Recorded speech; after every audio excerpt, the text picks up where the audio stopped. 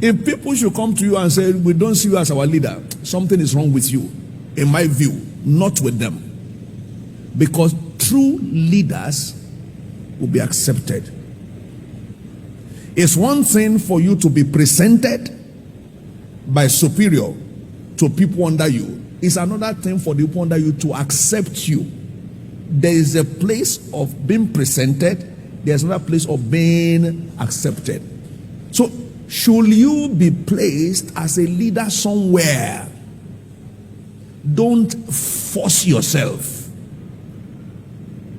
Patiently do what you should do until they accept you.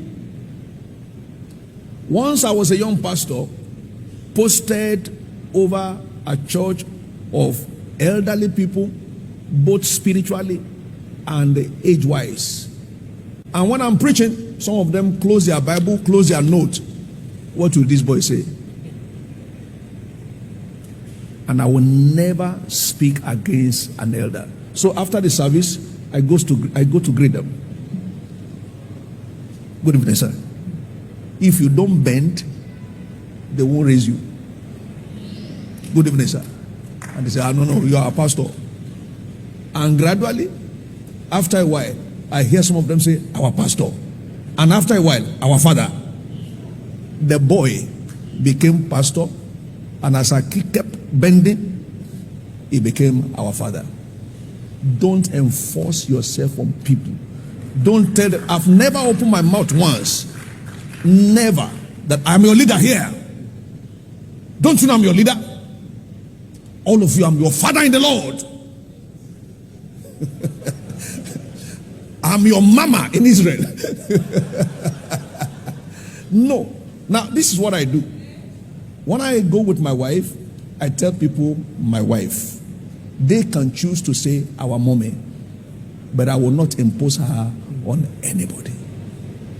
And by that, both of us have earned the respect.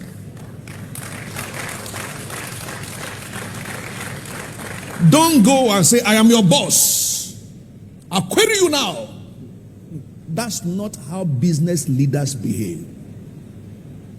They try to understand why people behave they will behave. I do a lot of study of people. I'm a personality student. Student of learning how people behave. Because sometimes you may be wrong in your judgment. Somebody came late to the office as your staff and is not habitual. You need to find out, how are you doing today? It's unusual if you don't come late to office. Are you all right? How is your family? Then he may start crying and tell you his problem.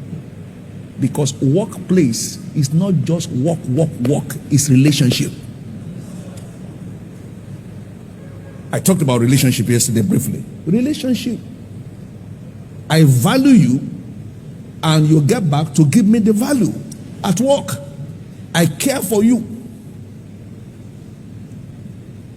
Your hand is very warm today. It appears you need some rest. I'll give you a day off. He didn't ask for it, but you gave him care. How will he not value you as a leader?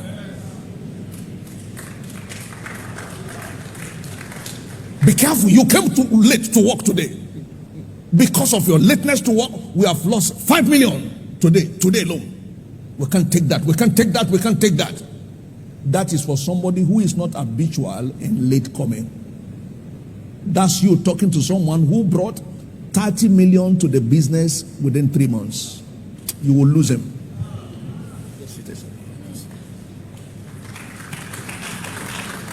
So understand also, leadership is not about position, even at the top.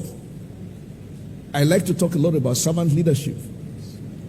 You are serving, even if you're an employer, see yourself as serving their interests, and they will give it back to you in a multiplied form. So, one thing to be presented as leader, another thing to be accepted as leader.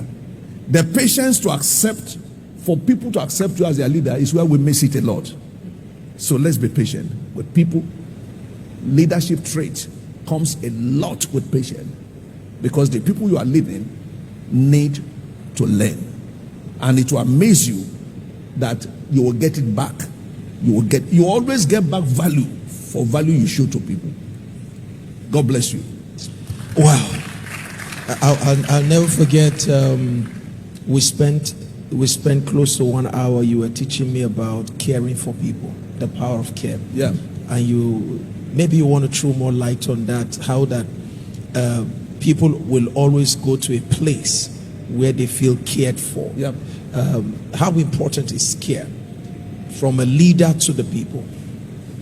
Now, David wrote Psalm 23. I believe from revelation and from his experience. The Lord is my shepherd. Leaders are shepherds, whether in ministry or industry.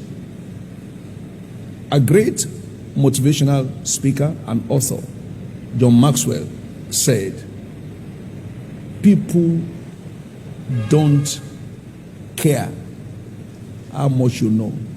They want to know how much you care. There's a difference between teaching people and touching people. Teaching people. Many of us know how to teach, but if you are not careful, you will not find an audience to teach. A touch, meaningful, sensitive, timely touch makes a lot of difference. Jesus will say to someone, be of good cheer, with a smile. If they don't cheer up, their ears will not be open to hear what you are saying. Care for people, very vital. And as a matter of fact, you need a heart to accommodate people, to have people.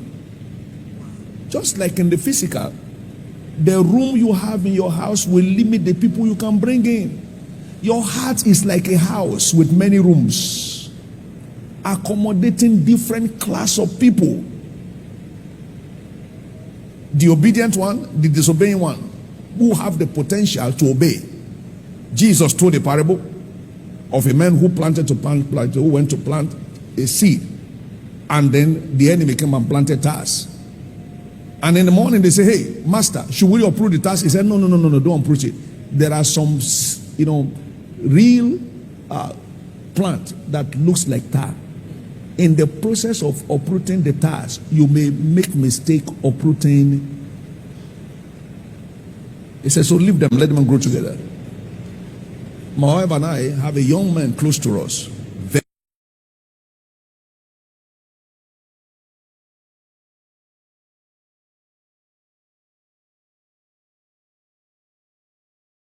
Very close to us with their family. He'll be celebrating his 40th birthday tomorrow. Now, he had challenge. He was into drugs. And very deep. Very deep. But we will not throw him away. We understood he was going through some terrific moment. You see, a leader must be compassionate. So he wrote a book, I think at my birthday. He wrote 30 lessons I've learned from my father. And one of the lessons he said he learned is that I never dissociated from him. I saw potential. I didn't see problem. If you care for people, you'll always look out for their potentials.